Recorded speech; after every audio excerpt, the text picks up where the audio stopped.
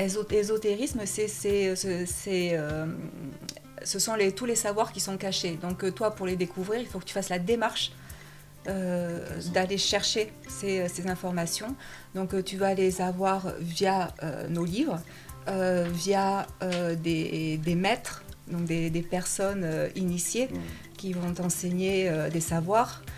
C'est vrai que nous, chez Trajectoire, on conserve cette partie, par exemple alchimie. Alors moi, j'y tiens beaucoup à l'alchimie parce que pour moi, l'être humain est un système alchimique où on passe par toutes les étapes d'œuvre pour arriver aux grandes œuvres.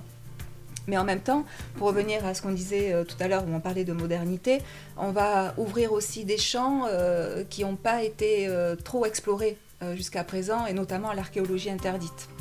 Voilà, parce que ça a sa place et il faut en parler, il faut aussi transmettre à ce niveau-là. Simplement se dire que des civilisations bien plus anciennes ont sûrement à l'origine détenu des savoirs et on peut penser aux Égyptiens mais pas que. Donc c'est vrai que quand Stéphanie parle de cette archéologie, c'est-à-dire en fait on a toujours l'outrecuidance dans nos sociétés modernes de se dire que nous inventons et qu'en fait nous sommes des inventeurs alors que souvent toutes ces grandes théories, quand on voit l'alignement des pyramides, quand on voit même chez les Mayas le rapport qu'ils avaient au cosmos, etc., on voit très bien en fait que ces civilisations avaient des savoirs qui étaient d'abord inouïs pour l'époque, mais aussi qui nous enseignent à nous encore aujourd'hui et sur lesquels on s'interroge. Je ne vais pas